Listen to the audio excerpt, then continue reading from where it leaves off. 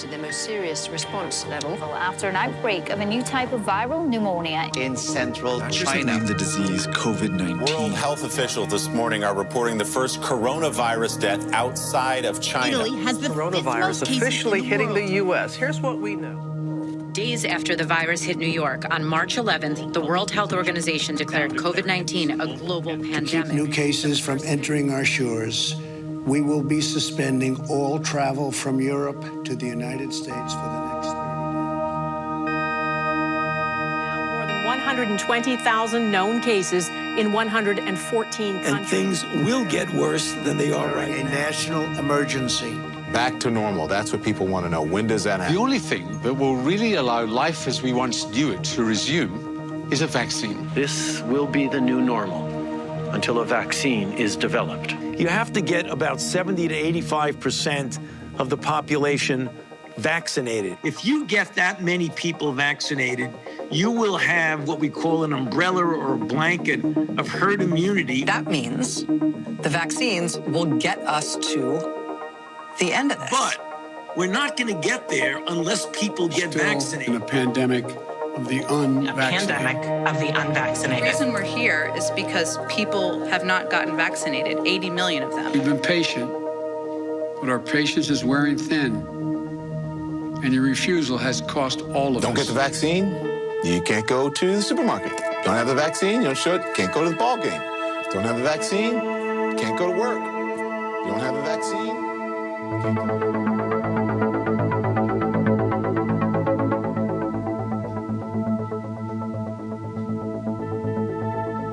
The absurdity of what we lived through it's really unfathomable to me. The world went mad. They went completely mad, but they went mad because of unrelenting propaganda and censorship. None of it made any sense. Children playing instruments inside tents, wearing masks, and they're blowing into horns. Like, you go to a restaurant, you wear a mask, you take it off, and you eat and you breathe.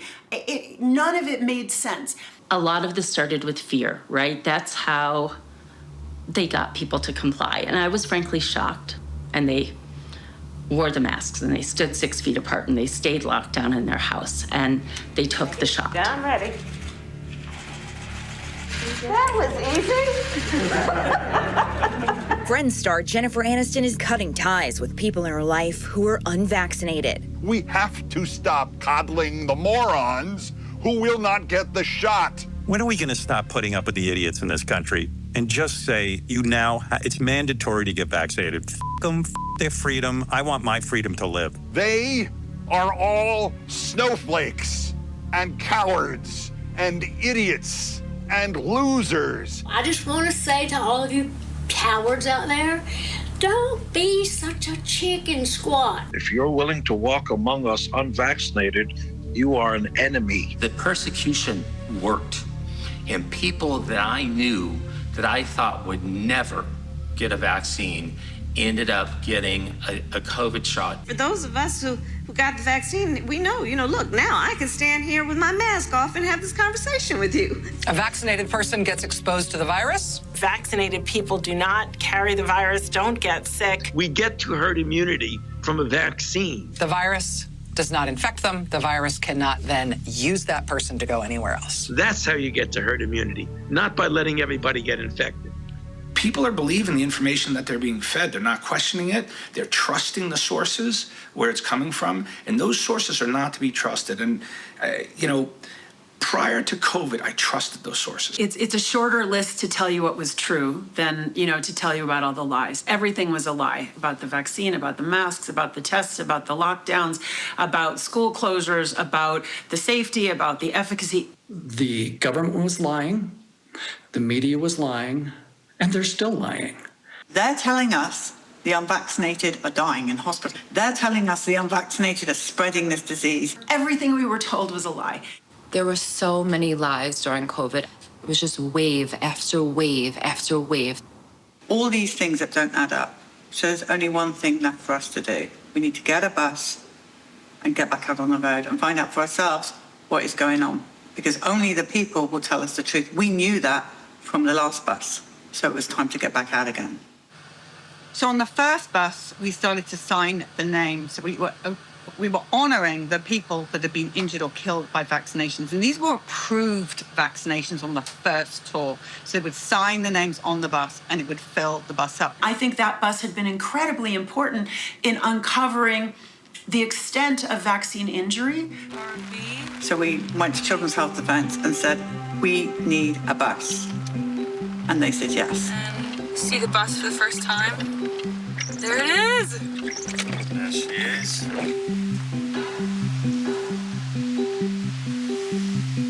And thank God for Children's Health Defence because they managed to fund the bus and were able to get out on the road. I must add, in much more style than the last bus. Are we live? Excellent.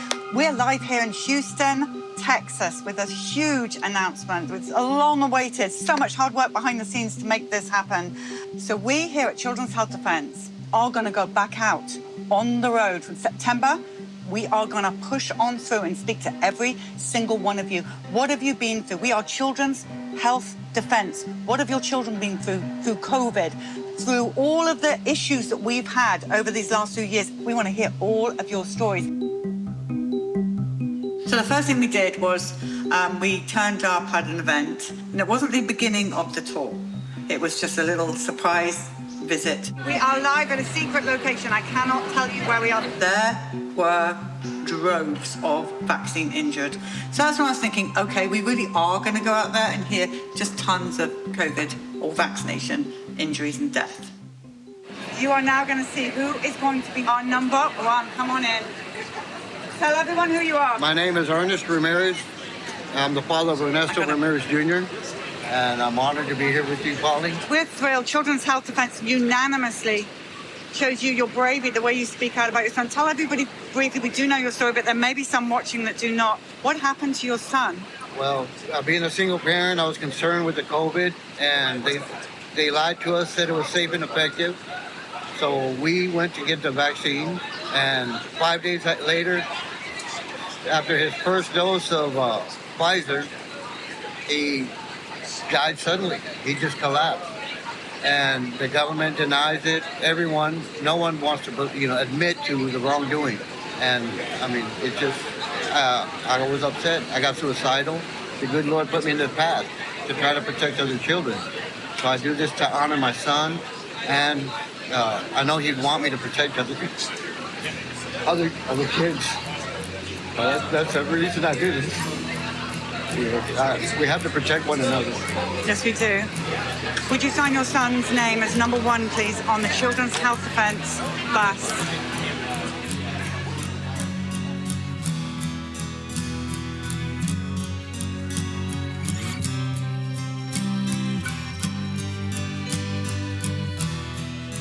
We filled it up, quite a few, I don't know how many, 20, 25, just from that small visit of COVID deaths and injuries.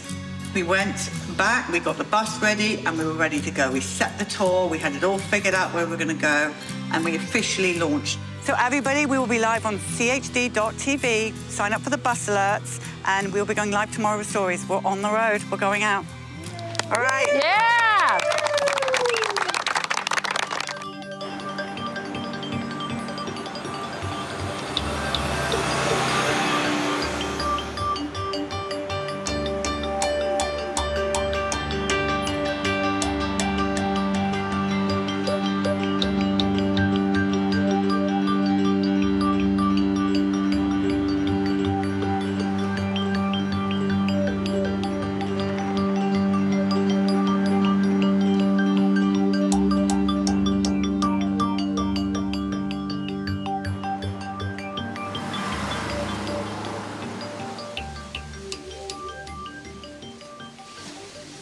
They said it was safe and effective and necessary, and it was none of those three, really, as we're finding out now.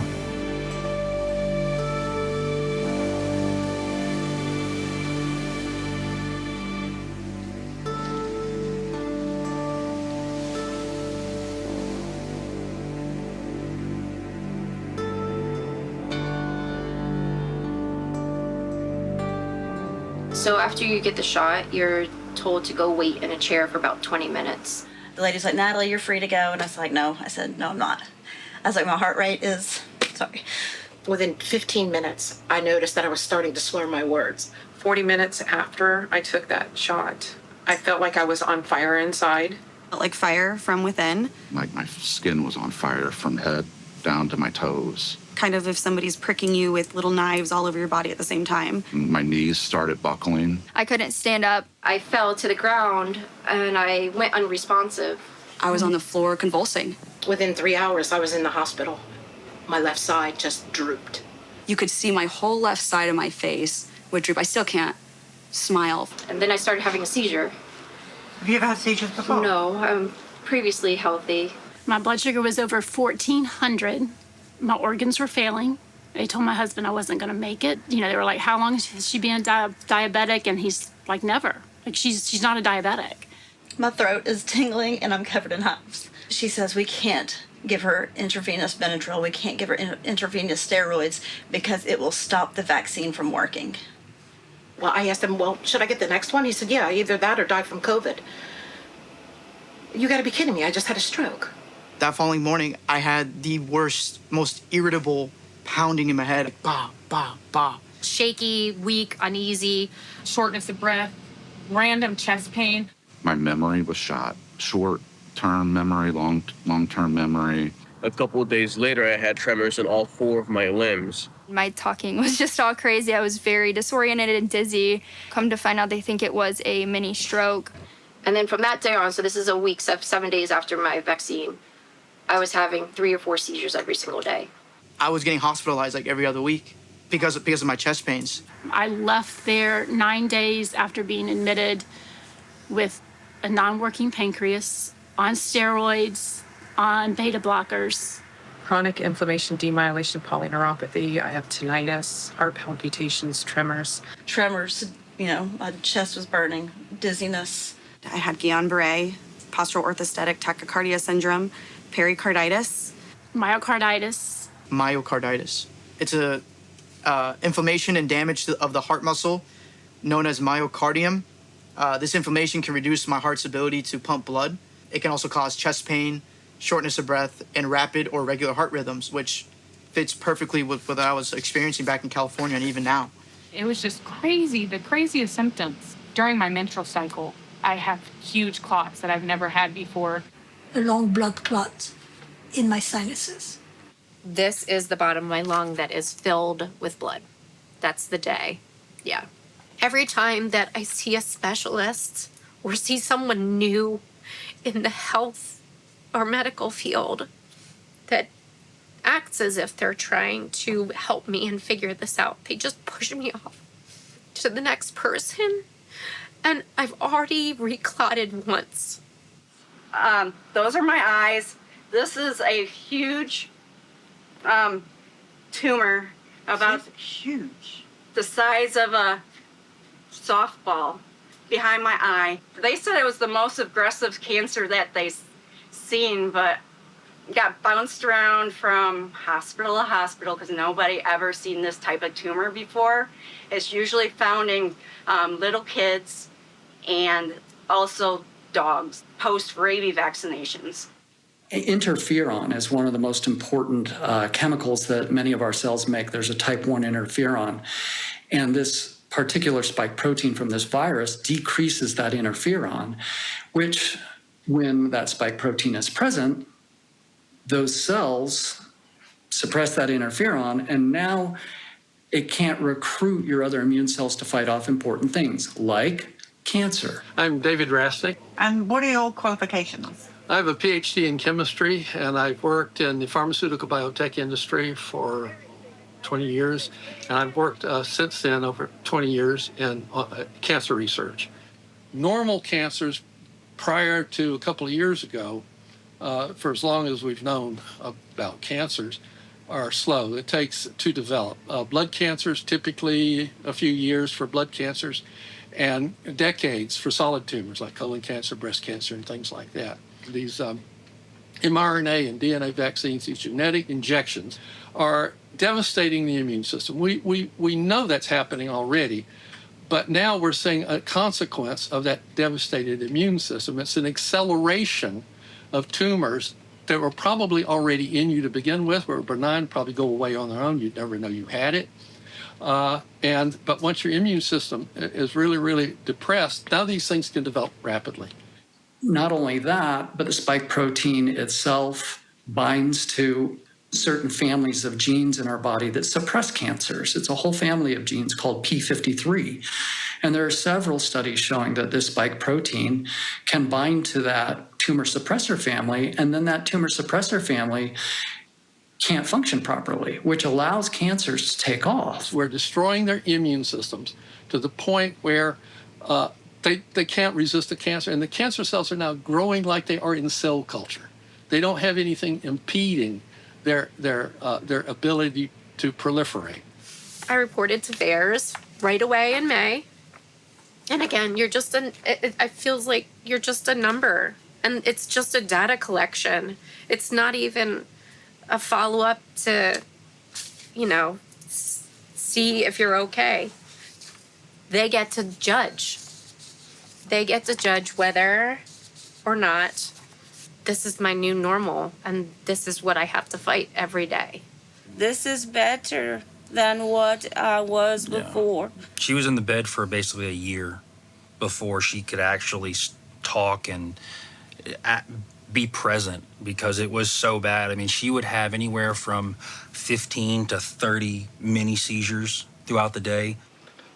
Yeah, starting to go into one. Are you having an episode right now? Yeah, of course, yeah. Do you need me to stop filming? Nah, yeah, I'm okay. I'll be all right. What else am I supposed to do? I know.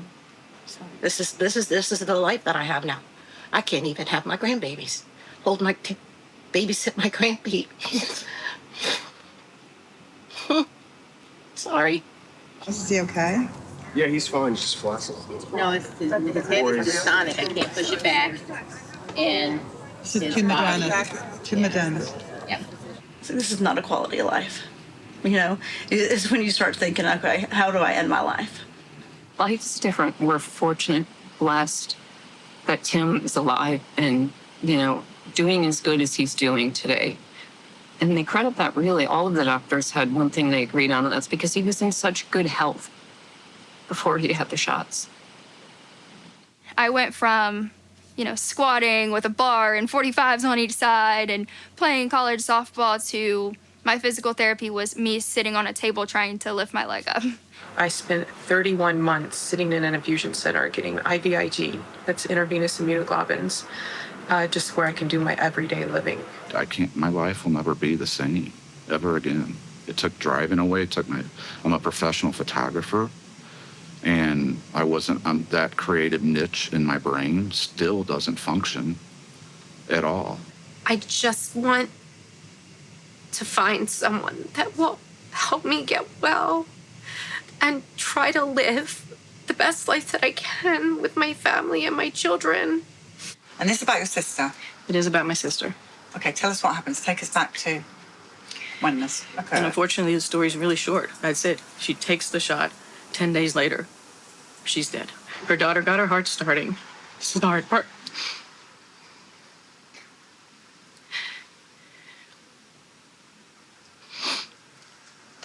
And the EMTs came. They put her in the ambulance. I believe they had to start her heart again. They took her to the hospital, and they diagnosed a brain aneurysm. The reason I'm here, she can't speak for herself, and it has to stop. It has to stop. These things have to be off the market because they are dangerous. And you know what? Michael's one of the lucky ones because she's not suffering like a lot of other people are from these vaccinations. One Moderna. My son, Victor Samoes, he was killed by the Pfizer vaccine. He only took one shot. He took it on April 20th, 2021. And on the morning of the 16th day, he passed away suddenly.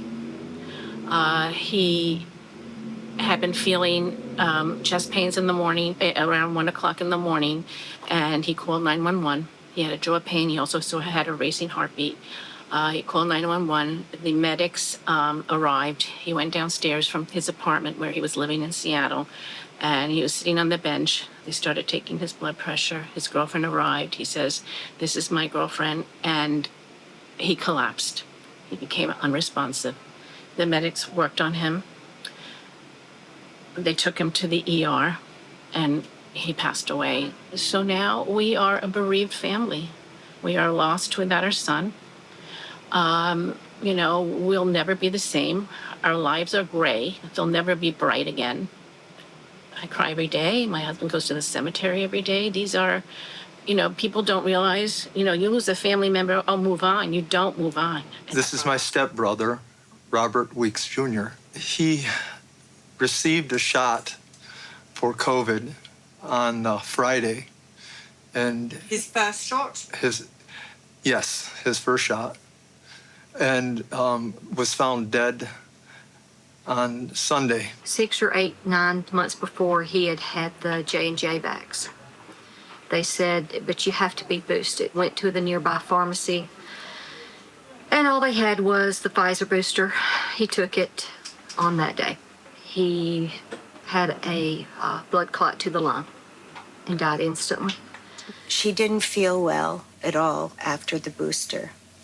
And about 2 days after her booster, she collapsed. Her legs were completely paralyzed. She had no feeling in her legs. And she was even incontinent. She fell on the floor and they found her face down in her own urine and feces, almost dead. I mean, she barely had a pulse. I said to the doctor, I said, "I'm begging you, please give her a chance." She had a port that went directly to her heart, and it developed an infection, and she died. My wife has passed away, and the doctors attributed her passing away to getting the vaccine. She started having heart problems. Her blood pressure kept dropping every time she would stand up. They put a pacemaker in her thinking it was her heart, but it wasn't. And everything was fine before we got the shots. Moderna. And did you take two? Moderna. And here I am. This is the 4th time I've had COVID, and I got both of the shots. No boosters, but both of the shots as well. Why did I get the COVID 4 times if I got something that's supposed to stop it? So much for working. It may kill us, but it's not helping to keep the virus out of us. I'm pretty sure the only person that can call someone home is the Lord. And these people are playing a role of God right now and taking lives, and you cannot do that. The benefit didn't outweigh anything. You can't, pick and choose, who should live, who should die, when the side effects are severe and deadly. 1,200 people died from the trial. Nobody knew. Nobody still knows about it. And justice has to be served. My husband can't go down as a statistic on a medical journal somewhere. He deserves far more. The ill that are vaccine injured deserve far more. And the people that lost their lives. That's right. Deserve more. I have really good news. Today, our nation has achieved a medical miracle. We have delivered a safe and effective vaccine in just 9 months. This is one of the greatest scientific accomplishments in history. The vaccines, let me say it again, are safe. They are safe. And they are free. And they are effective. And it is that simple. The pandemic may have begun in China, but we are ending it right here in America. People are literally being mind controlled with very sophisticated technology and subliminal programming and media persuasion, where people they really like and admire are absolutely encouraging them to do something. And they can't fathom that it could be dangerous. They just can't believe that the government would lie in a way that would kill millions of people or disable millions of people. They can't fathom that. If you hadn't been vaccine injured, or you didn't have a loved one and you understood that they were vaccine injured, you didn't know about how dangerous vaccines could be, right? Remember that for 100 years, the American public has been inculcated with these ideas: vaccines are safe and effective, vaccines are safe and effective, vaccines are safe and effective. And the information about vaccine injury had been censored for a long time. Most Americans and most people around the world would have had no idea that if you got a vaccine, you could become paralyzed, you could have a stroke, you could have a neurodegenerative injury, you could die. Most people would not enter into their consciousness that it could be that severe.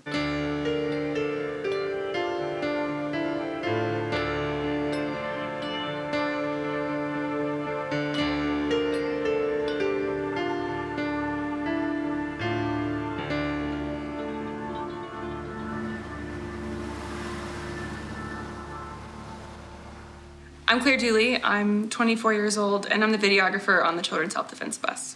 Hi, my name is Caroline McGrady, and I am the outside manager for the Children's Health Defense Bus.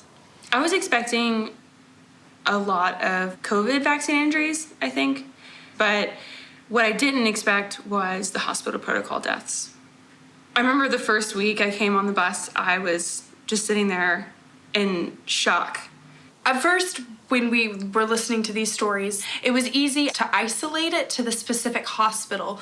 But once we kept traveling and hearing the same exact story, we were absolutely shocked. And it wasn't just one, it was all. Like, all of the hospitals were doing the exact same thing.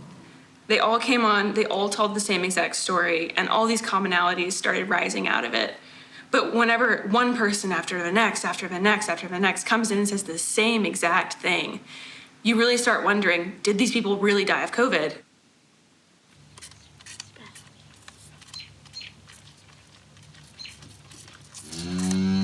You're doing a great job, Grace. Grace had Down syndrome, as you know, and she could do everything. She could public speak, she played violin, she could read, write. There's nothing she couldn't do. Oh, you're doing great. I taught her how to drive a car. She deer hunted with me. I'm driving this car. What happened that Grace ended up even going to hospital in the first place? Yeah, that's maybe the most important question.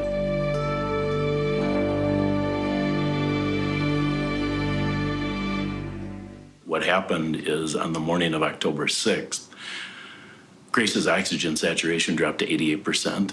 And we perceived that as an emergency because the protocol said if that number drops below 94%, admit yourself to the hospital. Did she look like she needed to go to hospital? No, she had a cold. Emergency room physician said, well, I think as a preventative, let's just check Grace into the hospital for 3-4 days, put her on oxygen and a steroid, and get her home. And I thought, well, that makes sense. We got into the room shortly after midnight on October 7th. The first day was just a blast. I had a fun day with my best buddy. She was a blessing, Polly. She was a special kid. Now that we have the records, we see that a anesthesia drug called Precedex was started on the 9th. I'm the healthcare power of attorney. Why wasn't I told what they're doing? Precedex is supposed to only be used for 3-4 hours for anesthesia, for surgery. And the package insert for that med says that if you use it for more than 24 hours, it causes acute respiratory failure. And if you look at Grace's death certificate, go all the way to October 13th, and her death certificate says first cause of death, acute respiratory failure with hypoxemia. So it's a cause and effect for using Precedex for more than 24 hours. She was on Precedex from October 9th through 6:37 p.m. the day of her death. That's 5 full days. I'm a medical coder. And what does that mean? You look at medical records, every kind of medical record, all the diagnostics. You take that information and you put it into a code, which goes to insurance. And that's how hospitals and physicians get paid. So if I do my job right, then the physician and the hospital make the most money and they don't get sued for fraud. I worked the ER during the start and height of COVID. I would hear patients come in if they'd have COVID, They weren't sick enough to be admitted, but sick enough to get maybe some treatment. I knew doctors were doing steroids occasionally just to help with some of the respiratory and coughing. But I would hear doctors say, sorry, there's no treatment. There's nothing we can do for you. By probably August or September, we started to see the waves of patients coming in with this respiratory illness. Even then, because I think the hospitals were trying to avoid overcrowding the system, that we were not admitting patients like we should have. And so I think that was kind of the first look into how we could have done things differently, because these patients still had respiratory symptoms, but they were not severe enough. So they were being sent home and told to come back when symptoms got worse or they were unable to breathe. What was happening in the hospital was we stopped treating people. We essentially told everyone to stay home, right, and not come into the hospital. And then within the next, so many days of patients being sent back home, they were coming back to the hospital system in such bad shape. The ones that were coming through the door were immediately, put on a ventilator, different protocols were being utilized, and we started to notice very quickly that the success rate of these patients getting better was next to zero. Did he have one of those things on his finger to test the oxygen level? He did, yes. Yeah, our primary care doctor told him that if it gets below 88 to go into the emergency room for supplemental oxygen. So the big difference came in that my husband's pulse ox dropped really low. They took his vitals and his oxygen was 91, and they told us that we need to go to the hospital. His oxygen was like in the 80s, so I was like, okay, now I panicked. She didn't want to go to a hospital, but like so many other people, we didn't know what else to do. We were following the guidelines at the time as far as when your oxygen reaches a certain point, you should go in. I didn't know, and no one told us that he could have just had oxygen at the house. He was having slight chest tightness. If you can't breathe, go to the hospital. That was all they told him. He wasn't improving, and it got low enough to the point that we needed to go to the hospital. And on the 7th, I finally said, I think that we need to go to the hospital. And this was a hospital that we had doctored at for 30 years. We had our babies there. Let's get you to the hospital. Let's nip this in the bud. Let's get better and we can come home. And the doctor literally that was treating him said, stay out of the hospital because they're killing people. So I was on the phone with my daughter at the time. She was in Savannah, Georgia. And she said, Mother, you've got to call 911. And my husband is hearing us talk, and he said, no, don't call 911. If they take me to the hospital, they will kill me. And so I made the worst decision in my entire life. I called 911. The last time I saw her was 5 days after that appointment with the doctor. And when she was heading out the driveway, I could see her face through the back window, lying on the gurney. As they were headed to the hospital, they wouldn't let me go with her. And I met her at the ambulance bay back by the ER. I never thought that was going to be the last day that I saw her. I called and said, when, can I come and see you? No, you can't even come to the hospital at all. Did you get to see your son at any point at all? Not at all. They didn't allow us in the hospital because they said of COVID, but when he passed, they let us in the hospital with all the COVID patients. At the time, the hospital, of course, wasn't allowing anybody in as support or to advocate for her. Okay, well, we need to go ahead and admit him. You have to leave. I said, I want to bring my kids in. We'll wait in the lobby or whatever. No, you have to leave. We're going to admit him. So I'm all alone. I have no advocate, no family. And that is unbelievable to be in a hospital like that situation. Yeah, and you weren't allowed to have anyone there. And you might be sleeping, you're feverish, you're weak. It's just a very scary time. We were so quick to put him in that, we didn't hug him or kiss him. I should have been allowed to, somebody should have been allowed to be with him, at all times. They told me, you can't see me longer, tell him bye. And I ran out to the parking lot and cried for about an hour because I'm thinking, it's the last time I'm seeing him. We never were allowed to see her. We didn't get to say goodbye. We didn't get to be part of her care. I said, well, I'm his healthcare advocate and he needs me with him. And they said, well, you can't go back. You have to get out of here. It's a COVID ER. And he has COVID. I said, well, I live with him. And then they said, get out of this hospital. If you don't get out of this hospital, we're going to call the police and have you taken to jail. He was transferred to the COVID ward, and I was told there was no visitation, and I never saw him again. taking care, of a lot of patients coming in. I saw a lot of isolation. A lot of people really, truly did not know what was going on with their families. For the patients, they're being told that they're not allowed to have any support people in the hospital with them. So they're facing surgeries, they're facing procedures all alone. And they don't know what that outcome is going to be, and they don't have anybody to advocate for them. I didn't notice right away the harm of these protocols until I had to tell family members that they couldn't come to the bedside of their dying loved ones. That, to me, was a crime against humanity and a violation of my oath that I knew right away should not have been happening. We isolate people in prison. We put them in the brig when they've done something wrong to torture them. And that's what I felt like I was being forced to do when I had to tell my patients' family members when they couldn't come into the hospital to be near their dying loved ones. Nobody contacted us for a while. We kept trying to call, My one sister's the only vaccinated one, and they would only talk to her because they didn't say this, but she was the vaccinated one. I'm the healthcare proxy. They had my information, and they wouldn't communicate with me. They were just going through my mother and my sister. He asked to talk to his wife. The nurse said, "I'll have her call you." She called back in 2 seconds, and they said, "He can't talk. He doesn't want to talk." And so for about 10 days, he went without any word from his family at all. Let me have my phone back. I need to text my family. And so I text my husband, oh my God, they've come in to put me to sleep and on the ventilator. And I could tell I had no choice. I don't know how I could tell, but I could tell. And I couldn't swing my legs out of the bed and get out of there, to be honest. I don't think I could have by then. So I told my family, please find out, please pray for me. I love you all. And so I said, can I wait for a reply? Because she grabbed my phone again. I mean, she was adamant about getting this phone out of my hands and getting it in a closet in my purse. And she said, no, there's no time. So she takes my phone and she turns it off because I saw that emergency, like when you swipe it off. And she put it in the closet.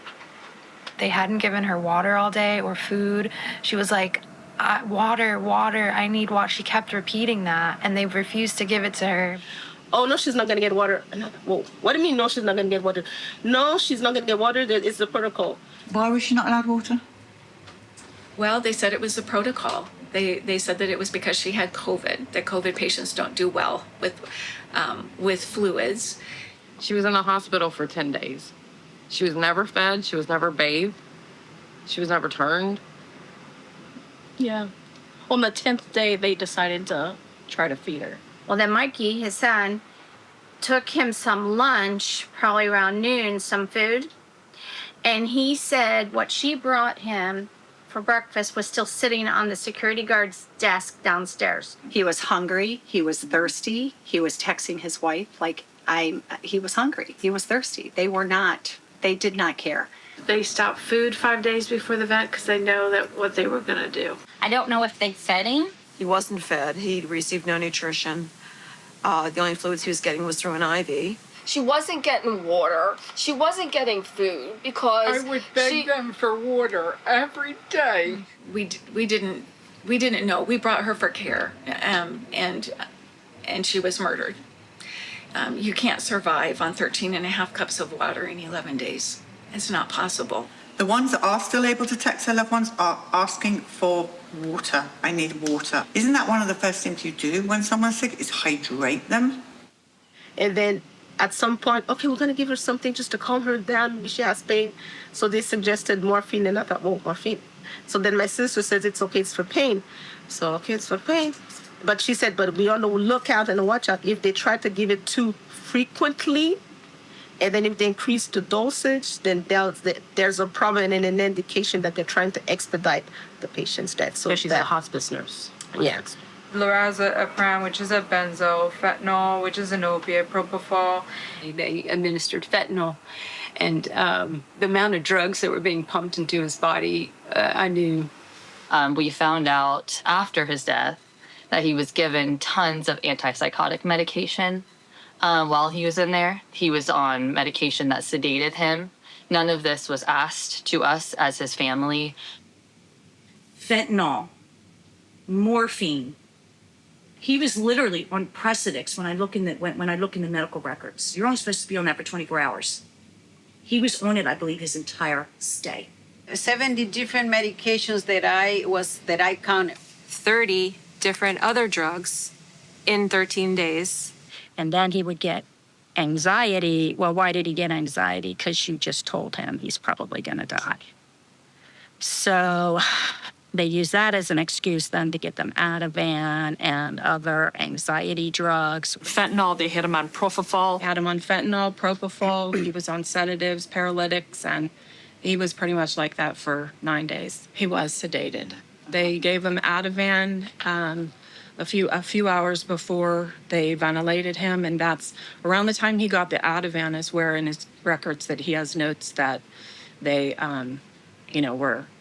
were saying he's unaware of the risks to be intubated. So I don't know how you can have informed consent if you're drugged. And so then I told her I wanted him to have ivermectin. I wanted them to do the FLCCC protocol. And she said, I don't know what that is, but we don't do it. And I said, what do you do? And she said, well, we give remdesivir. And I said, well, do not give it to my husband. And she said, why not? And I said, because it kills people.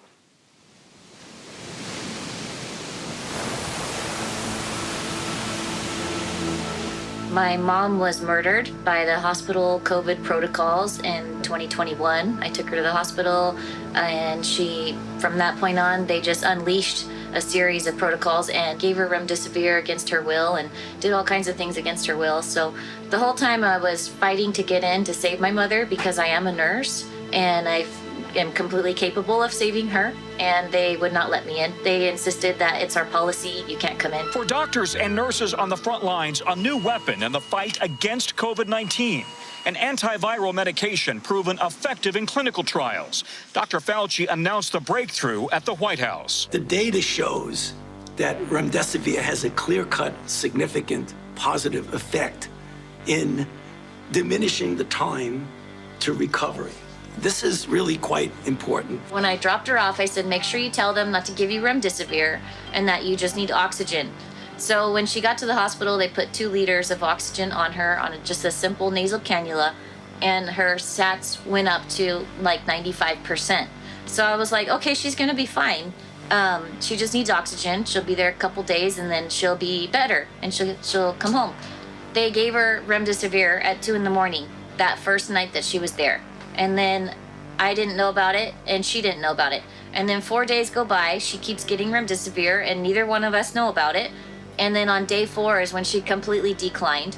And when I called that night, I said, what are you giving her? They named off all these medications and then they said remdesivir. And I said, why are you giving that to her? She told you not to give that to her.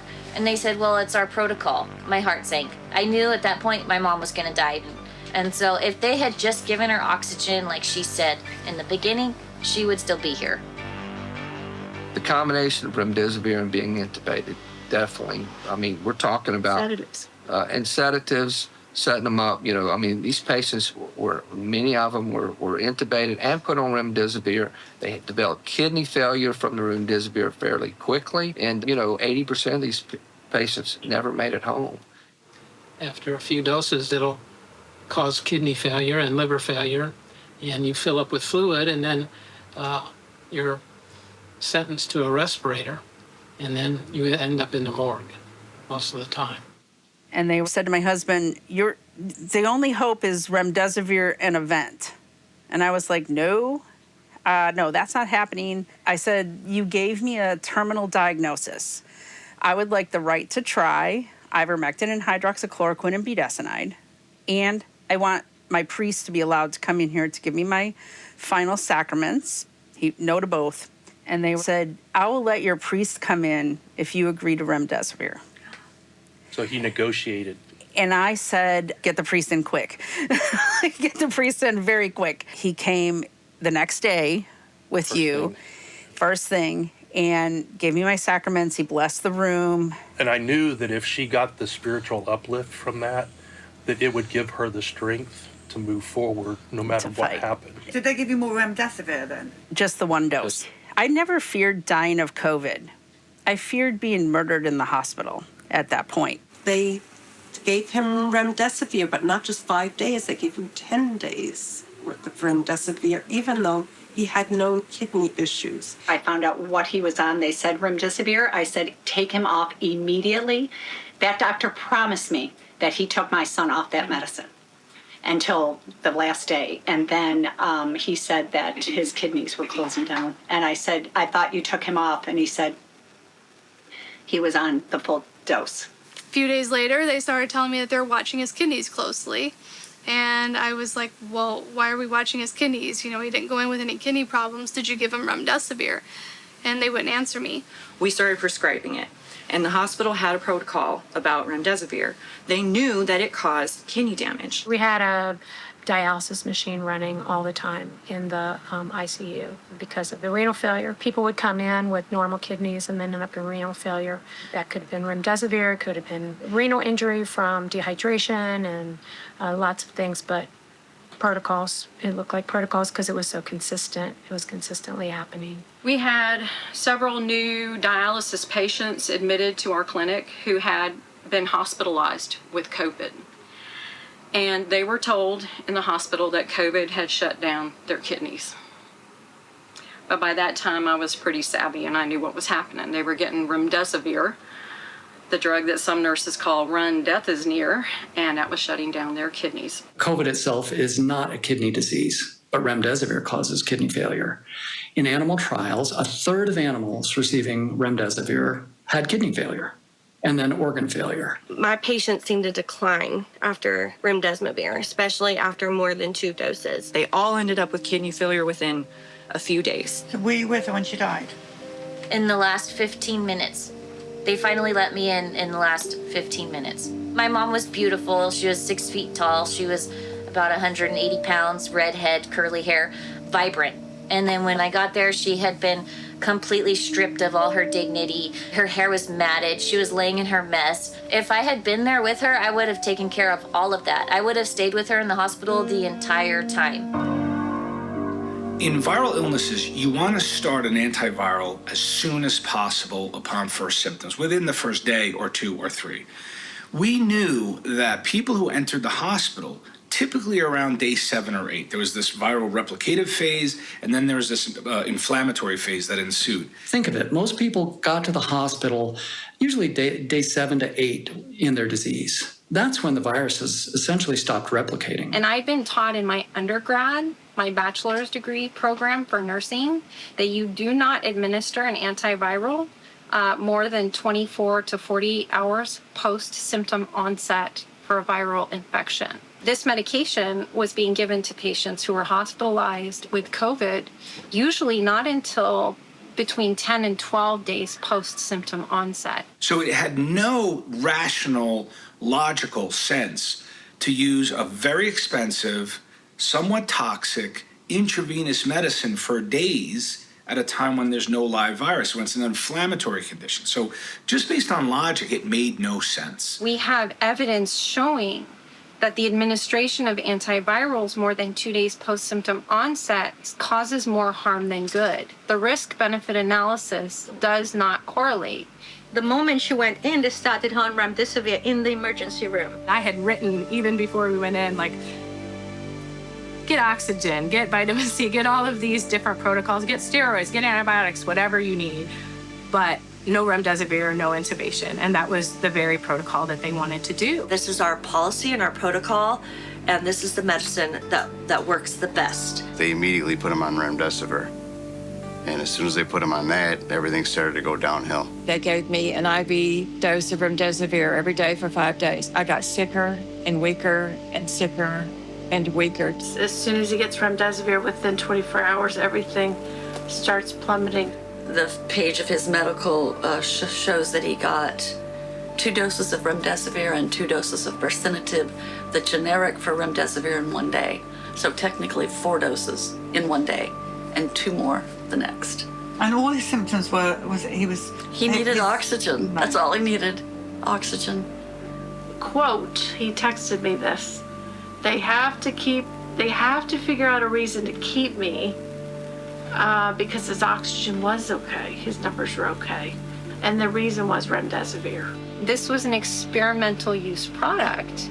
And I knew that each one of those doses was over $3,000. Are COVID patients worth more to hospitals when it comes to money? According to Section 3710 of the CARES Act, hospitals are reimbursed by the government an extra 20% for each hospitalized Medicare patient. So they're incentivizing hospitals to use toxic drugs which kill patients. There was a huge financial gain for the hospitals when these patients would die early into the treatment, and they were dying within a day or two of being on these protocols. But you know what? The hospital got their money already up front because I authorized that with the insurance companies for the hospital to get paid. Any patient that was admitted that had a COVID diagnosis, they got a 20% bonus for that. If they were put on remdesivir, that was a new technology, and new tech codes can apply for an additional 20% bonus in payment because of the risk of an unproven technology. Medicare pays hospitals based on a diagnosis-related group code, or DRG. Every patient is given one when they're discharged, and it accounts for what they were diagnosed with and treated for. There's no COVID-19 specific code yet, but PolitiFact, a nonpartisan fact-checking website, says the average Medicare payment for patients with similar conditions was $13,297. For more severe cases like use of a ventilator and longer stays, the average payment was $40,218. On top of that, the new federal CARES Act says Medicare will pay an additional 20% on top of the original DRG. They will get the lump sum payment. So the faster someone dies under that protocol, the more money the hospital will make if you look at just the economics of that. You know, if they stay the full 2 weeks, well, they will make less money. If the patient is able to die faster, you make more money. Back up a little bit, because remember there was a 3-month lockdown that starved allopathic medicine, big medicine, of any money for 3 months. And so then they became desperate to be able to make budget in any way. And so you have the multi-layered incentives for a diagnosis of COVID, for an admission of COVID, for a treatment of COVID, a death from COVID is financially incentivized. Those perverse incentives mean that people that didn't even have anything to do with COVID, they were never in the hospital with COVID for the first place, we're going to give you a diagnosis of COVID. Probably seen it on social media, a claim that hospitals are falsely tagging patients with COVID-19 to make more money from Medicare, which is funded by your tax dollars. Well, when they went from you had to have symptoms to get the PCR test, there was hardly any patients that had it. And then when they switched to now it's readily available, the CDC says that every hospital can do their own testing. And so we brought it in-house, and hospitals didn't have to send it to a different lab and wait a week to get the results back. Then we could do it all the time. So then 80% of our patient population became COVID positive, whether they had symptoms or not. A hospital Medicare patient with pneumonia without COVID is worth about $7,700 to the hospital. But with COVID, that reimbursement jumps to over $9,200. A Medicare patient with acute respiratory distress syndrome requiring a ventilator, without COVID, the bill, $34,000. But with COVID, that Medicare patient now worth almost $40,000. I got very upset when I brought the test up, and we started running hundreds and thousands of them a week. We were having sometimes up to 30% were positive, and the crossing times on these, which means we had to run them for long times before we could even detect this virus, quote unquote. And so people were being thrown into the hospital with something that was very likely not true. You know, you have to wait 10 days after the first test before you do the test again to make sure you're not positive. Well, tests were being done on people who were positive every day, and all those numbers were being sent to public health as new numbers, even though it's from this one same person. The other thing that went very wrong is when I would report a negative test, they would send me 5 more samples to run. And I said, well, I've already done it. And they said, doesn't matter, keep running them. I had got to up to 10 specimens per patient per day to run.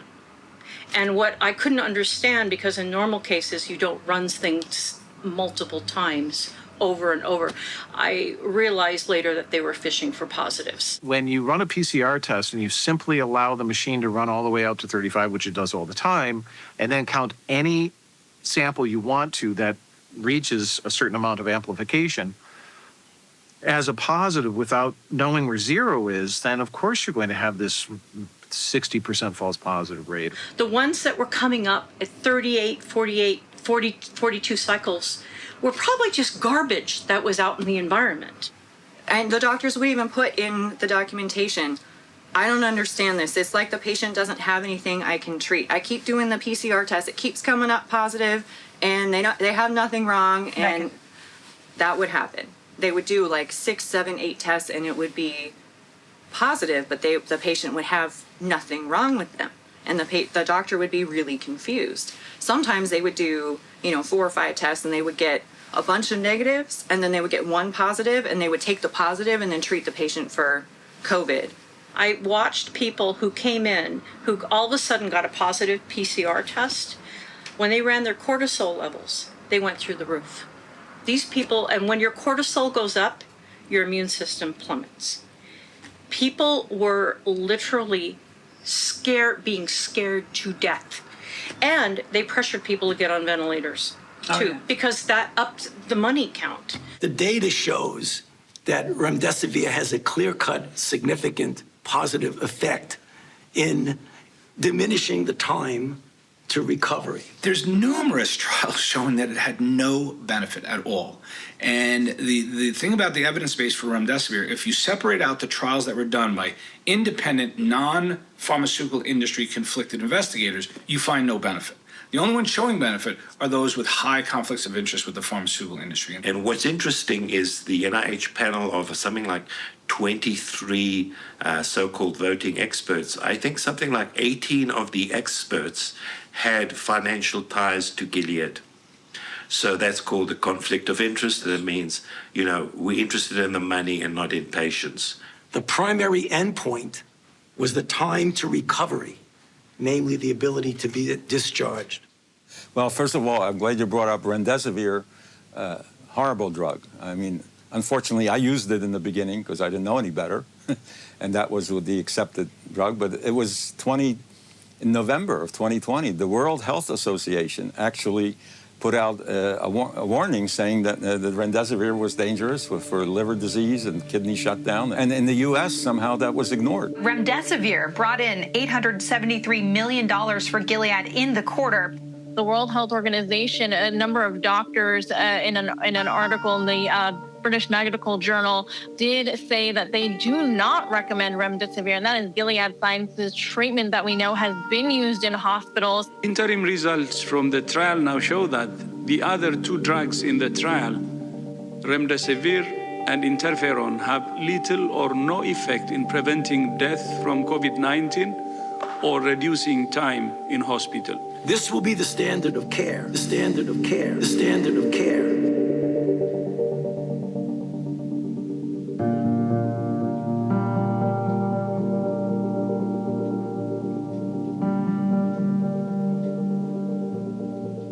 Gilead had actually applied for a new tech bonus payment for remdesivir.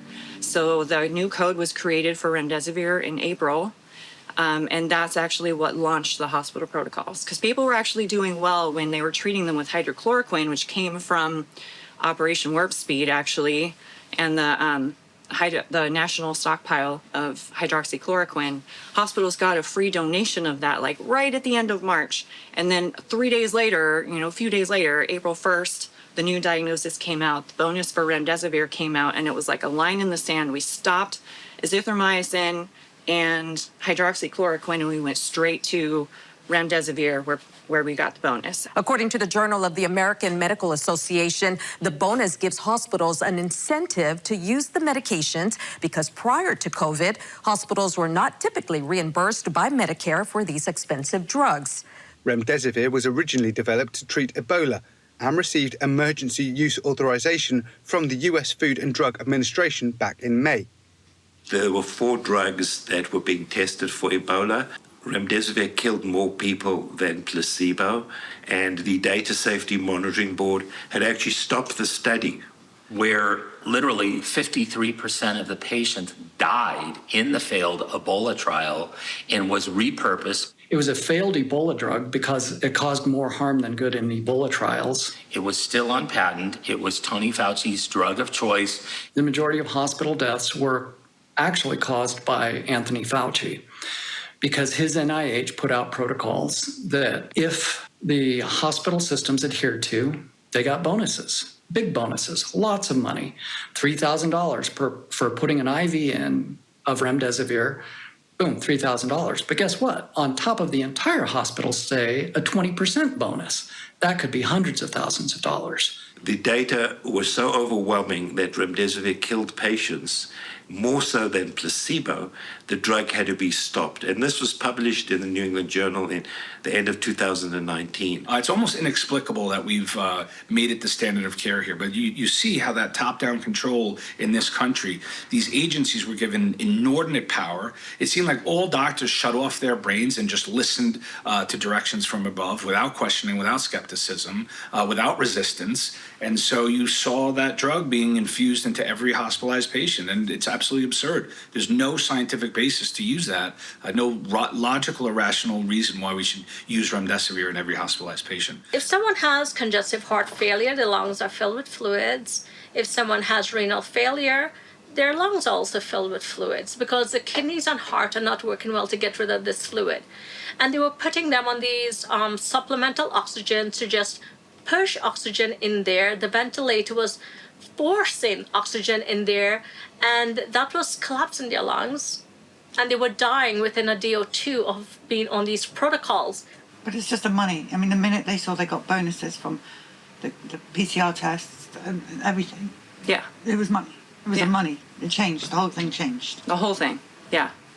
Yes. It wasn't until we started investigating where the COVID relief money was going from the CARES Act that we were able to track that money down from the Department of Human Services to the different agencies, including the CDC and the NIH. And then following where that money was going to hospitals to reimburse them. And what we discovered first was that CMS issued a series of waivers that would allow hospitals to do things that normally they would never be allowed to do. In fact, if they did some of the things that CMS waivers allowed them to do, people could have sued them and just ripped the financial guts out of these hospitals. I asked a question. I said, what is the prognosis of a person if they get put on a ventilator? And he told me only 20% walk out alive. And then his nurse started crying. She had a daughter named Grace, and she knew if I made that ventilator decision, Grace was going to die. And he said to me, isn't a 20% chance better than no chance?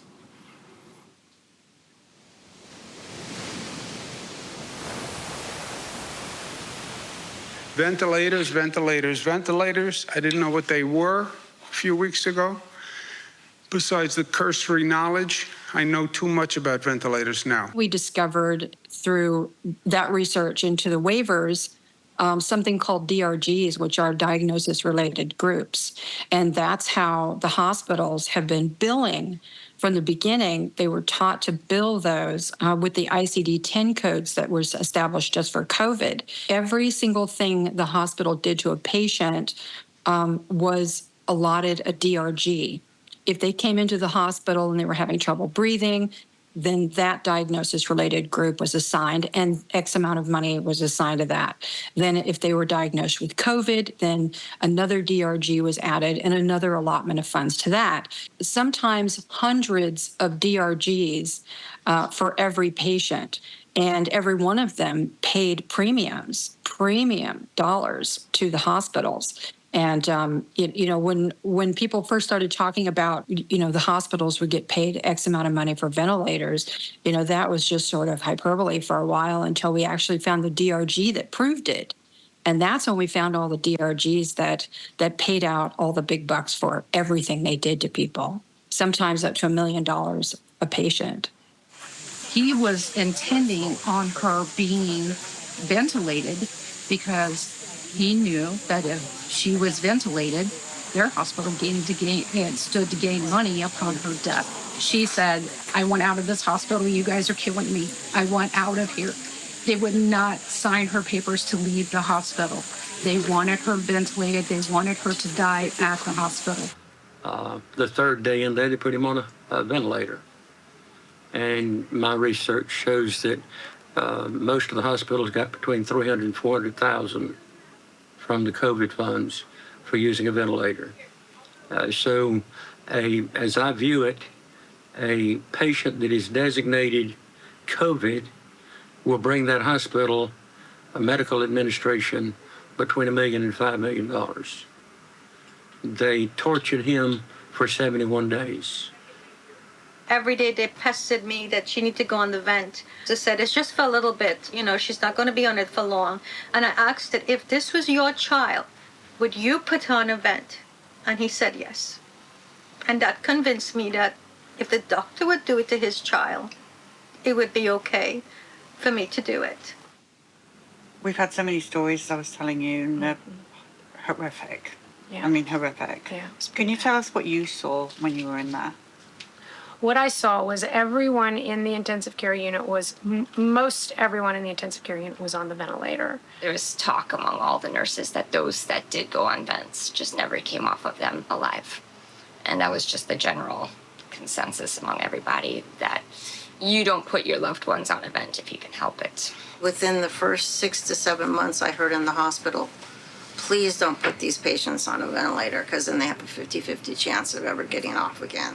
It really was a new way of medicine, because in the days, before, if somebody was really, really sick, you told them to go to the ER when they weren't breathing well. But now the ER was the last place you wanted them to be, and no one wanted to go. So I was managing acutely ill people at their home, going to their home, doing whatever I needed to do to treat them. We'd do anything we could to keep somebody out of the hospital, because people went in the hospital, they would give you remdesivir that could shut down your kidneys. They would put you on a ventilator. Then they had to get on dialysis and kind of circling the drain, and most of them died. Very few got off the ventilator. We started to notice very quickly that the success rate of these patients getting better was next to zero. Most of the time they would deteriorate, die. And we lost 1 to 2 patients a day. On the beds were never empty for long. They have some sort of an intranet for employees, and it's like your very own homepage that everyone sees when you log in every time you go to the computer. So that's where they put the messaging. At one point, they sent out a message that said the FiO2 settings on the ventilators had been killing people, and we don't know how to treat COVID, so we were trying these ventilator settings thinking that that was how we were going to treat COVID, but apparently the FiO2 setting was actually killing people on the vents. So we're going to stop doing that. We learned that was not working, and so we're going to adjust it. And I was shocked by that, because I had already started to hear rumors that patients were being killed on ventilators in the hospital, which made sense to me because we had never had a flu case or a pneumonia case where someone's on a vent for a month and we can't save them. Nurse that was in charge of the floor, her name was Pam. She came and said, she asked us 3 times, it was with my mother. She said, do we have your permission to vent him? And by the 3rd time she asked, it was really, I was so agitated.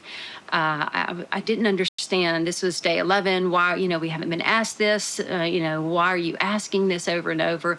And I said to her, unfortunately, I am going to drive home to Birmingham. It's an hour drive. I'm going to get a change of clothes, and I'll be back at 8 p.m. And by the time I walked in the door, they were calling me to say they were venting my father. On our way to the hospital, we actually talked about ventilators. And he said, I do not want to be put on a ventilator, not unless it's an absolute dire emergency, where I cannot breathe at all. And he said, if they were to do that, I will either call you or I will text you. Either way, I will get a hold of you before they do that. As soon as I got off the phone with the doctor, I texted my husband immediately. I'm like, what's going on? Unread.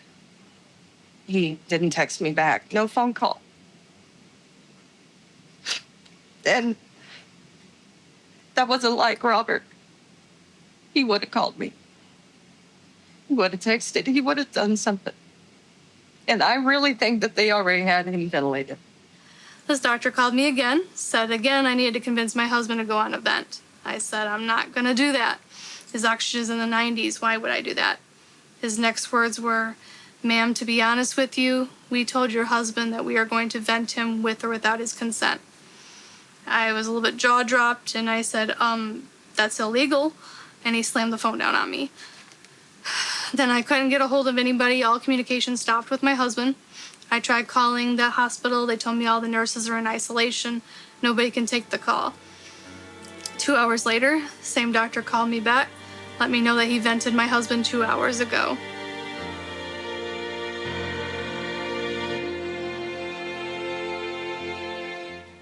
They were asking us to let him go. He was also telling us that there was no hope, that only a miracle can save him, that we should start thinking about the worst. So what were they wanting you to do? Think about that. What were you supposed to be doing?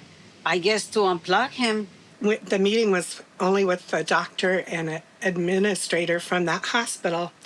And pretty much she mentioned palliative care. We never got to talk to a doctor in 24 days. The only nurse practitioner we talked to was from palliative care when she called us to ask us if we wanted him resuscitated, which devastated us right there for them to even ask us that, because we felt like he was getting better. I'm waiting bedside, and all of a sudden this woman comes in. She says, I'm here from palliative care.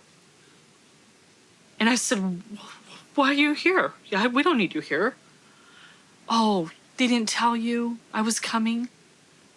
And they wanted us to remove care. And we had already decided we're absolutely not doing that. Like, if God wants to take him home, that can happen, but we're not removing care. I got a call from another nurse who told me, no, you can't take her. She won't go home. What happens with COVID patients is they stay here. We give them their last meal when they're done getting treatment, and then they die here. And I pretty much said over our dead bodies, will you do that to my mom? She's coming home. And that's all we wanted for her at that point, was to be surrounded by people who loved her and cared about her. We were not going to let her die in that godforsaken, evil place. They called at like 2 a.m. on that Sunday, said, wait, what's going on? And she said, your husband's not going to make it. And I said, what do you mean? I'm bringing him home on Monday. I got a phone call from the doctor, and he told me, he goes, after you left, Kenny got really sick. He goes, can you get back down to the hospital? And I said, yeah, I can get there. I go, my son can take me. So I'm under the impression, that I'm going to be going to see my husband die. Her and I actually went to the hospital in the morning. Dad passed away. They called us, and his breath was really low, and they said that it was coming, and that if we were going to be there when he passed away, that we needed to go now. It was at 6:30 in the morning. And we got in the car, we raced there, ran inside. They wouldn't let us up the elevators because the elevators didn't open to the COVID floor till 7. And I was like, my dad's literally upstairs, like dying, and I need to get up there. And they were like, you're gonna have to go a different route. And so they rerouted us through the hospital, and in the time they did that, we missed his last breath by 2 minutes. Oh, sorry. So we walked into the room 2 minutes after he had gone. I walk in the room, and there's my husband laying there dead. And they never told me that he died.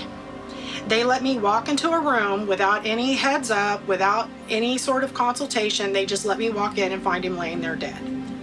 But yes, I was laying in bed with her when she took her last breath, because she was vented. So it wasn't really like she took her last breath. It was just when the machine no longer was keeping her alive. I was able to stay with Kenny. When I got there, he was still warm. So I climbed in bed with him, and I held on to my husband for the very last time, and I stayed with him until his body got cold. And then I kissed him goodbye for the last time before I left.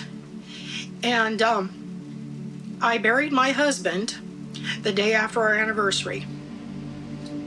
It was October 6th, and it was in the morning, and they came in, and they took him off the ventilator, and His mom was on one side of the bed holding his hand, and I was on the other side. And he was breathing on his own. I was almost like, oh, I don't know, it was kind of hope. I was like, maybe he is okay. Maybe they're just wrong. And I know she thought it too.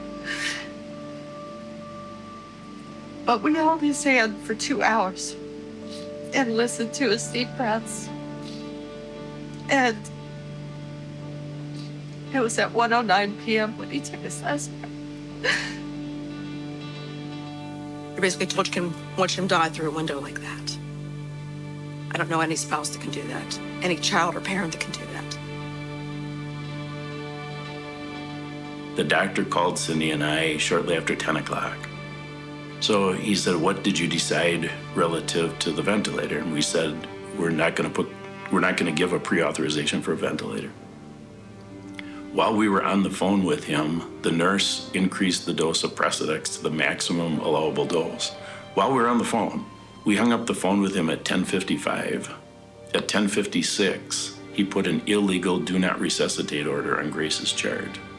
Jessica called us panicking. She said, Dad, Grace's numbers are dropping like crazy. I said, get the nurses in. She said, I've been trying. They refuse. So now we're on a FaceTime call. And so Cindy and I start screaming, save our daughter. And they hollered back from outside the room, she's DNR. We had no idea. So we screamed back, she's not DNR, save our daughter. No one would come in the room. And we watched her die in that FaceTime call at 7:27 p.m. on October 13th of 2021.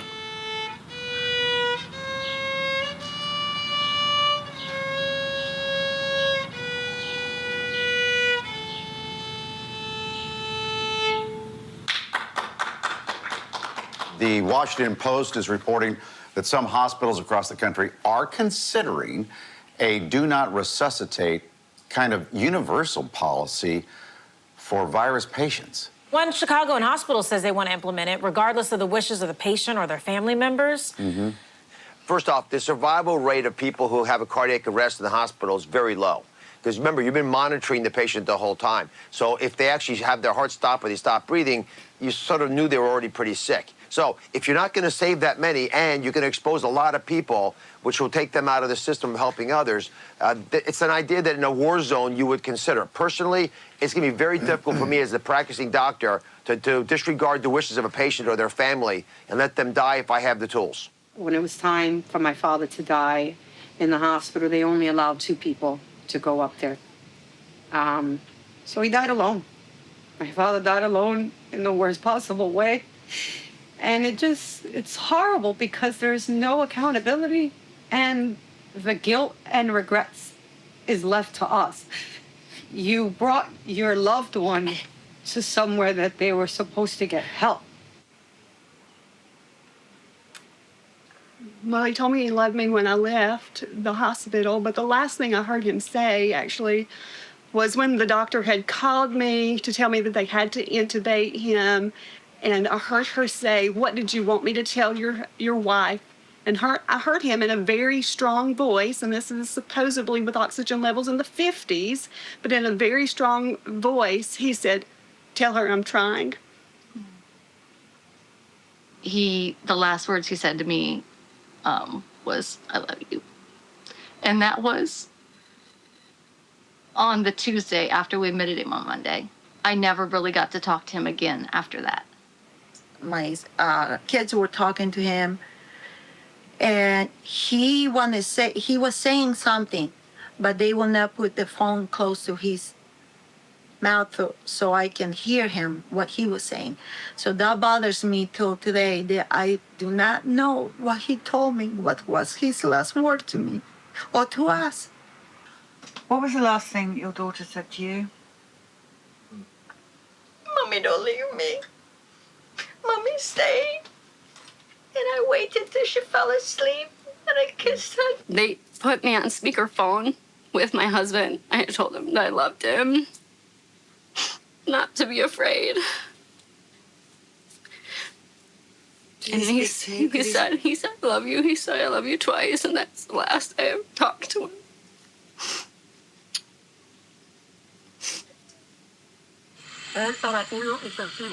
Go drink this. Yeah. I love you. Now the second one. He said he's gonna eat. They have at that point they have the CPAP machine on him. Yeah. Again, he's by himself. No one there. He said goodbye to me. He said he's going to ICU. He know he's gonna die. I love you so much. He did. He said they're gonna vent me. I know I'm gonna die. I love you. Yeah, that's what he said to my mom. That's why, because she went in with normal vitals, just a cough. I was just a worried mommy. And what they did to her was just what they destroyed her body. Destroyed. And it's unbelievable, you know, you may be watching this right now and say, can't be. I wouldn't have believed it myself if I hadn't heard it not once, twice, but hundreds and hundreds of times. And still now, as I'm doing this interview, I have 40, 50 a week interviews of COVID hospital protocol deaths. How many did they kill? This is huge. This is mass murder on a level that is difficult to comprehend. And then he calls me at 7:30 in the morning the next day. And he says, we have oxygen. We have an oxygen concentrator, 2 of them. I have the means to take care of you. I'm gonna come up there and take you out home hospice. And I'm gonna try to save your life. Do you wanna go? And I said, heck yeah. If I stay here, I am a dead woman. My husband comes up there with a letter, a cease and desist letter from our attorney. They argued with me. A sergeant told me she's in the hospital. She doesn't fine. need a welfare check. She's fine. He said they're gonna have to tase me and drag me out of here. I'm not leaving without you. And when they first started telling you to get out, you looked at him, you said, I'm not going anywhere. You're not gonna kill my wife. She is not your guinea pig. Finally, these 2 doctors came in. She said, he can't take care of you. He can't manage your oxygen. And I asked him, I said, do you have everything you need to take care of me? And he said, yes. And I told her, I said, I trust my husband. And I'm gonna go home with him today because I would rather die at his hands, him trying to save me, than be murdered at yours. And I wanna go home. And the police came in and I told them, like, you're gonna have to decide today, am I a patient or am I a prisoner? There's no way people can watch all these videos, see this bus tour and all these people, and I mean, you're making it irrefutable that this is happening. I asked the doctor about ivermectin. He told me no, that it was not proven, and I already knew that there had been over 54 studies proving it worked. And we requested that we get ivermectin and hydroxychloroquine. The hospital refused. Every single thing that I asked for was denied. Every single thing. There were so many things he should have had that he didn't. We fought for ivermectin, we fought for so many other things, and they wouldn't do it for us. I mean, the second you mention ivermectin, it's crazy. You're crazy horse face, even though this has been approved on the WHO as one of the safest drugs. And then it said, do not administer ivermectin. Patient and family keeps asking. I said, please give her ivermectin. Please give her hydroxychloroquine. Please give her 10,000 milligrams of liquid vitamin C. This is what we want. My mom requested it. They refused. What about ivermectin? And he laughed at me. He said, no, we don't use that here. If you don't have hooves, if you don't wear a saddle to work, and if you don't stand in a field chewing grass, then ignore the noise on social media. Ivermectin. Ivermectin. That's a horse dewormer. The FDA reminding us all this week not to use medicine intended for barnyard animals. Here's the thing about the FDA. The FDA does not and never did practice medicine. The FDA determines how companies bring products and pharmaceutical agents to market and how they market them. What we do with them is 100% up to us, but ultimately we are charged with, as the physician, to make the best choice for the patient in front of us, given our experience and our judgment.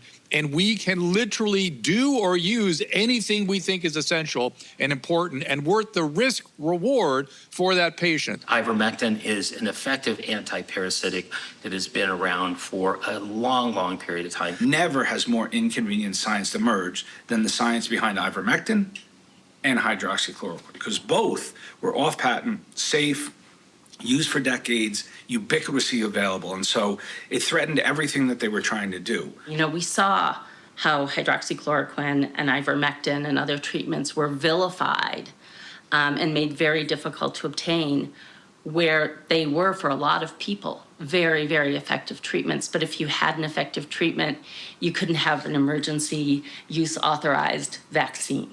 The powers that be, the Tony Fauci's of the world, were prohibiting those therapies to come forward, because if there was an effective therapy, then there was no way you could get new patented drugs, biologics, and vaccines approved under emergency use authorization. So emergency use authorization means that something, it could be a treatment, it could be a vaccine, it could be something else, they are being put into an emergency context, that they have not been licensed, that they are not absolutely known to be effective. They may be effective. And it also means that they're subject to the 2005 PrEP Act, the Emergency Preparedness Act. And basically, one of the most important things is it means you can't sue the manufacturer, you can't sue the doctor that prescribed it, and you can't sue the government officials that made these things happen. It was wickedly successful. They pulled every trick in that playbook. And by the way, that playbook was invented by the tobacco industry in the 1950s, when science was starting to emerge that was inconvenient to the tobacco industry in terms of cancer and all the harms that tobacco was causing. And so they did that for 50 years, trying to convince the world that tobacco is safe. They used doctors. You know, my favorite cigarette is Camel. Yes, according to this survey, more doctors smoke Camels than any other cigarette. And I saw the same thing, but in reverse with ivermectin. They politicized it and demonized it, and many, many, many people died needless deaths because they didn't know of its efficacy. Opponents say the science behind ivermectin is clear.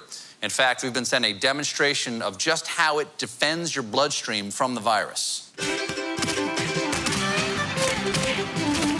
Don't do it. There's no evidence whatsoever that that works, and it could potentially have toxicity, as you just mentioned, with people who have gone to poison control centers because they've taken the drug at a ridiculous dose and wind up getting sick. There's no clinical evidence that indicates that this works. That's not stopping popular podcaster Joe Rogan from pushing the drug, in fact, crediting it with helping him recover quickly from coronavirus.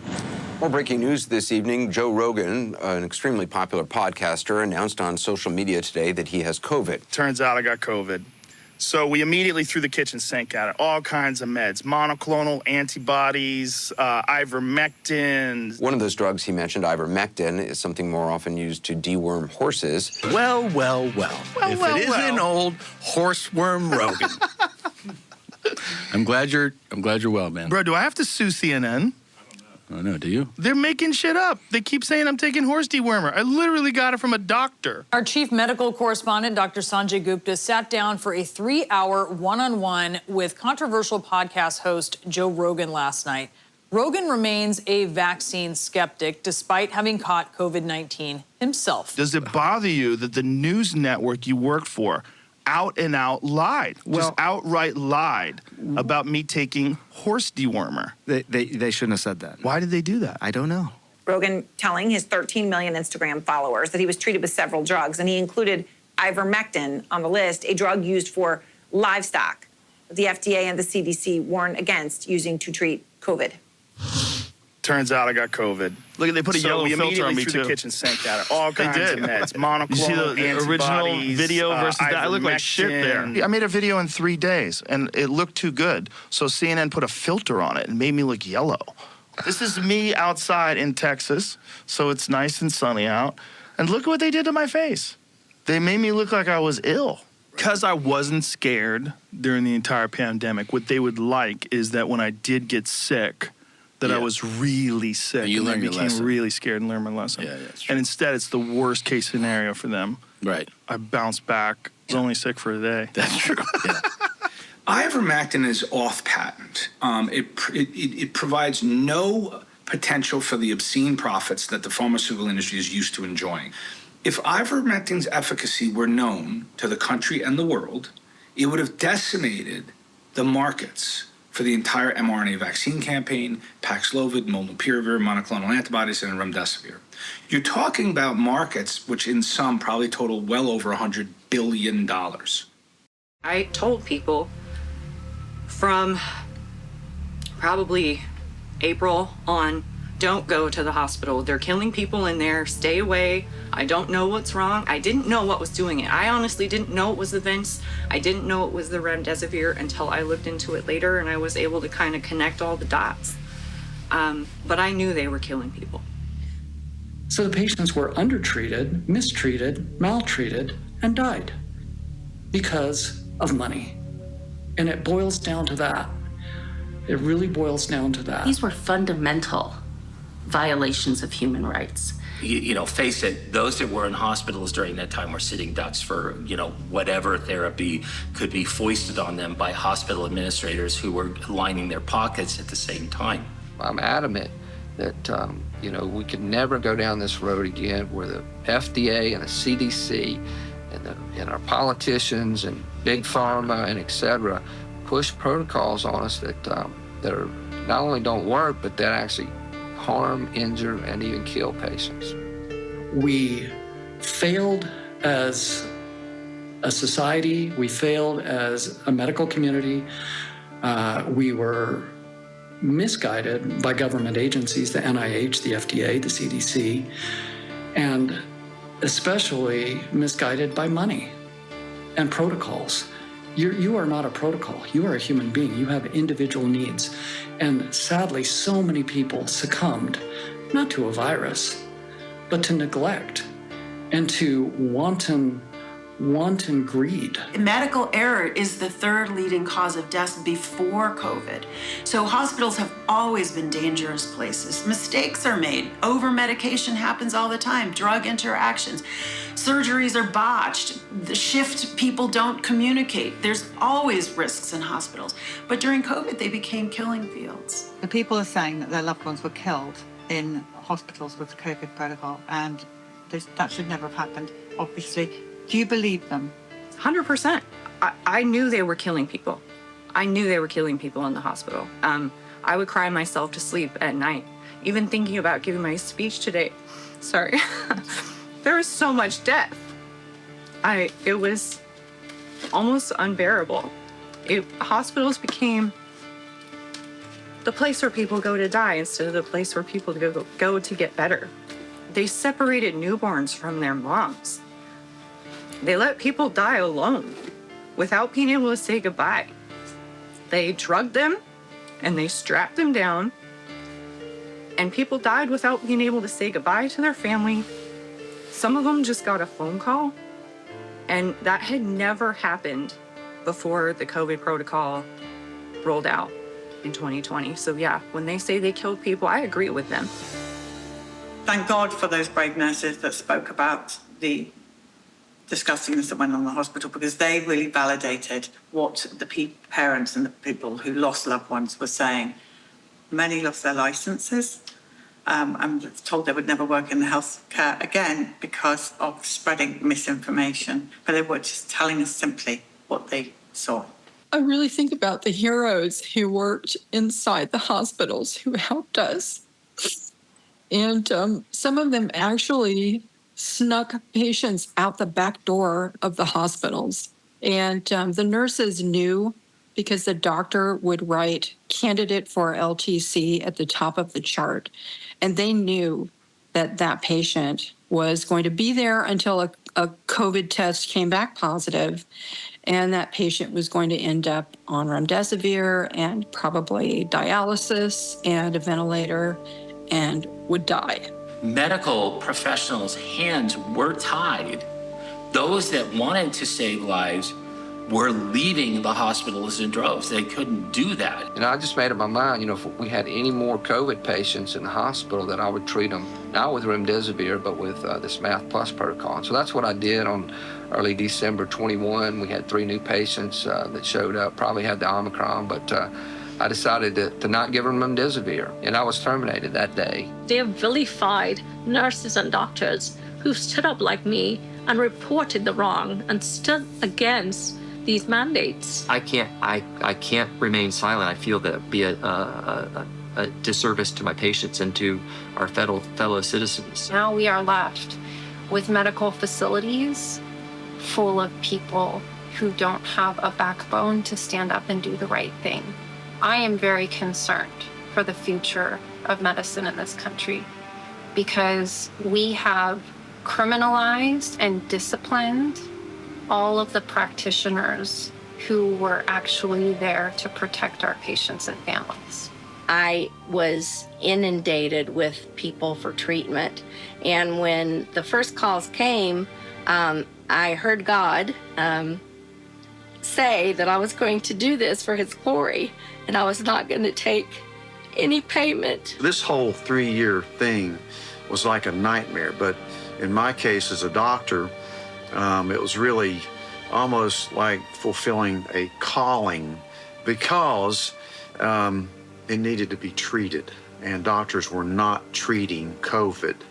And that's really how I think I got involved, and I realized that, hey, this is your real purpose in being a doctor.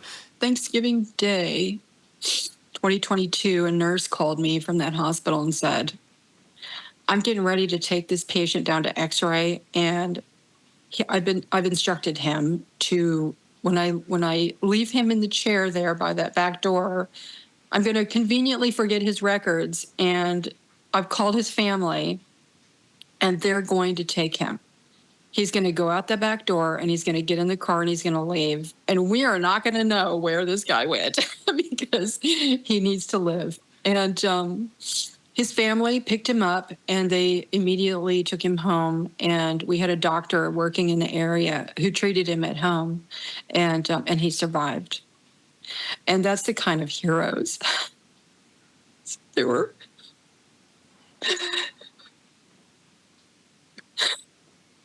Some of these people working in the hospitals were not the evil ones that everybody depicts. Everybody working in hospitals, they were actually helping us. They were just heroes. They were absolute heroes. So the reason that we're doing this documentary, that you're watching this documentary right now, is because of these people. Every single person inside this bus, every single picture that we have here is dead. They're killed by either the COVID shot, an approved shot, vaccination, or by the hospital protocol deaths. And it's because of them that they took one for the team that we know better and will do better as we go forward.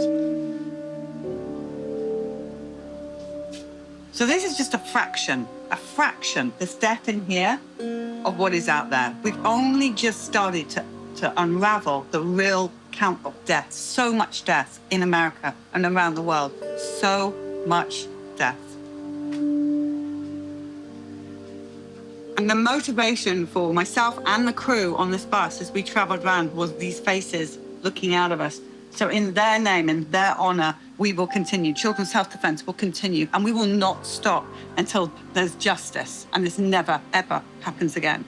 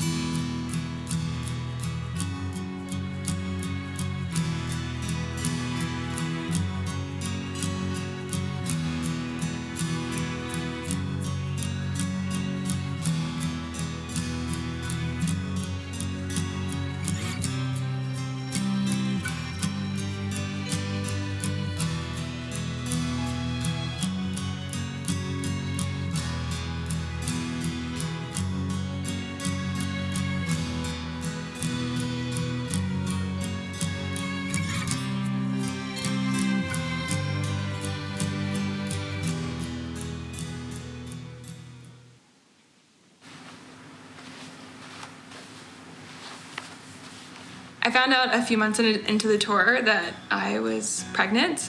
It's such a conflicting feeling because I have this great joy that's been given to me, this tiny little baby. And at the same time, I'm listening to people, you know, have these horrendous experiences of grief. And I think to myself, like, how can I have such joy and these people have had such misery in their lives? This is sad. Sawyer's story was so heartbreaking. I remember I was about maybe 4 weeks pregnant, 5 weeks pregnant whenever we met him, and the mom brought like his urn onto the bus and was sitting here, and she was so upset. I think they had actually tried for years, had finally had their miracle child. They vaccinated him. He passed away one night. Just the pain of that mother. She waited for years to have him. And I'm sitting there and I'm thinking, I've been given this gift. You know, I'm pregnant, and I will not let Sawyer's death be in vain, you know. Like, no vaccine will ever touch my child. So it totally backfired on them, completely backfired on them, because what they've actually done is they've created so many anti-vaxxers, or whatever it is they want to throw at us. I have a visceral reaction to the way that we lived for those 2 or 3 years.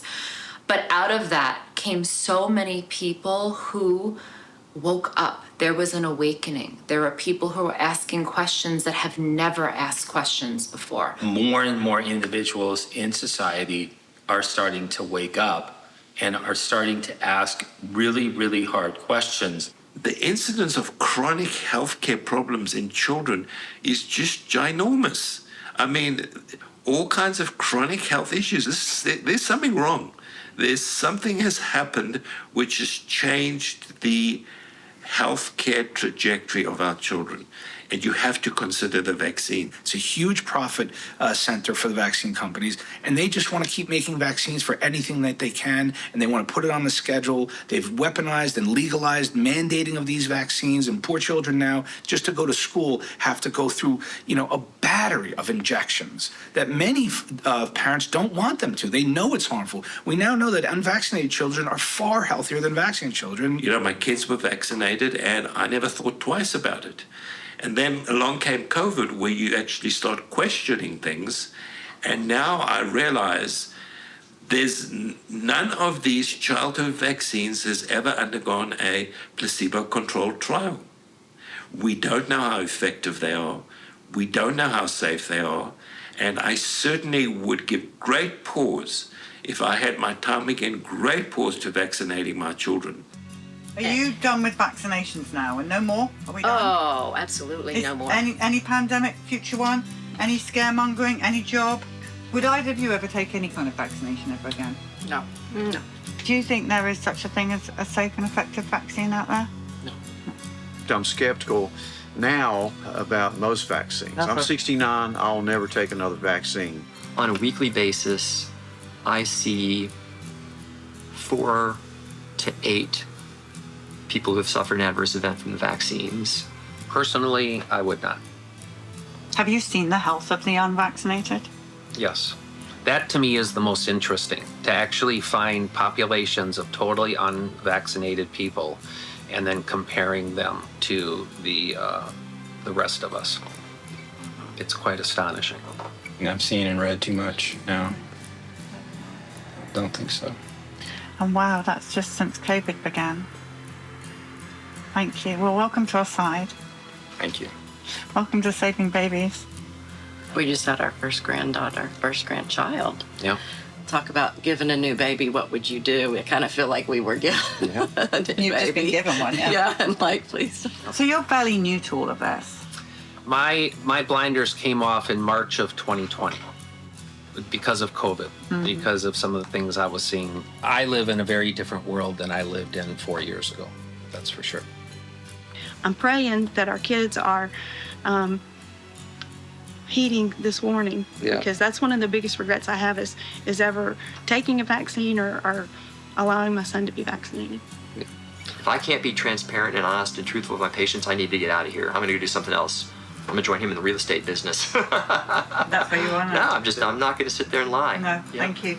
I told Loren, I said, the way things were going, I would rather deliver pizzas than continue in the same model that I was in, not harming a child. So. Make sure those pizzas are organic. Yes, gluten-free. Otherwise, we will be harming the children. Right.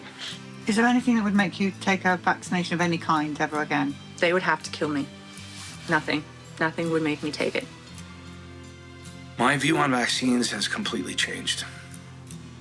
If you were holding a newborn baby that was for you now, would you give your baby anything? They would get not one single childhood vaccine, period, full stop, end of story. They would be completely unvaccinated.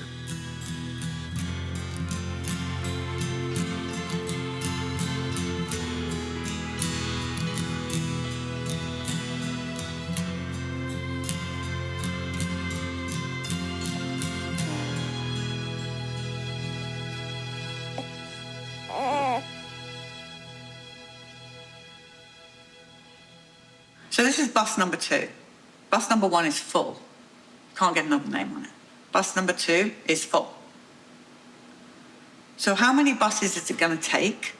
Everybody needs to know what we have seen on the Children's Health Defense Bus. As I've said, what happened during COVID could not have happened without propaganda and censorship. And how do we overcome that propaganda and censorship?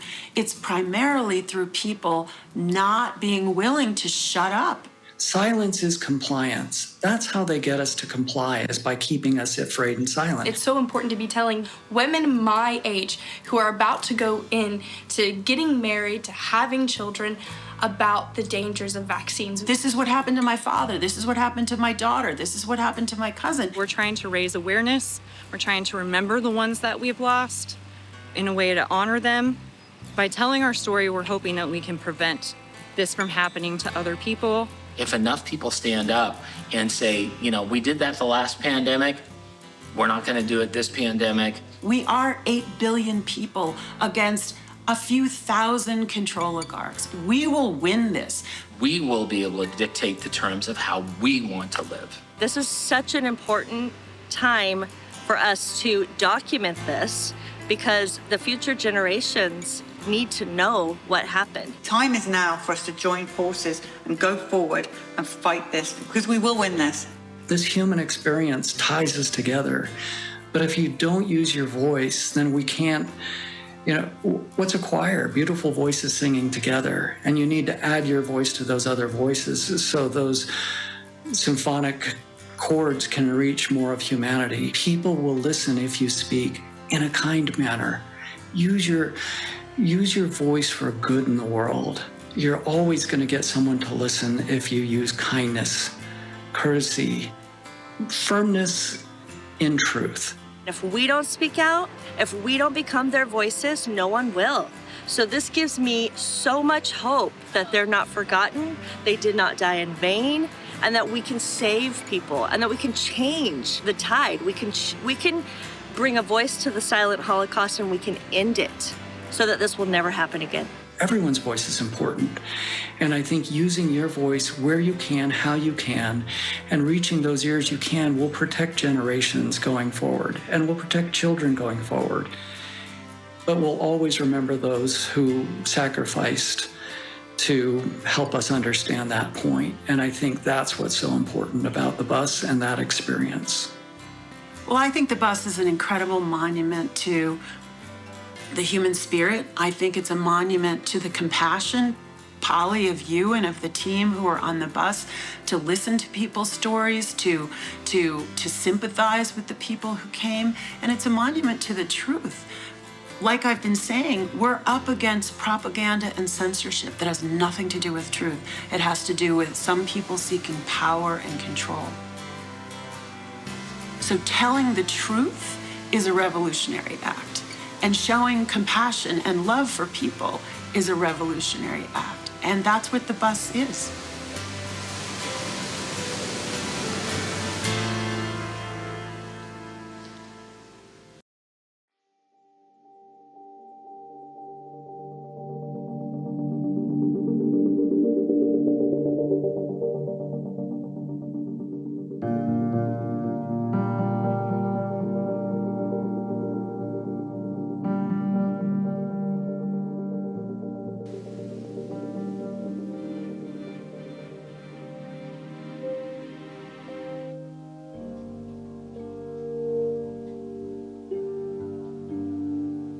The scripture that I think every parent should remember is in 2 Timothy. For God has not given me the spirit of fear, but of power, of love, and of a sound mind. The power to rise up and speak your truth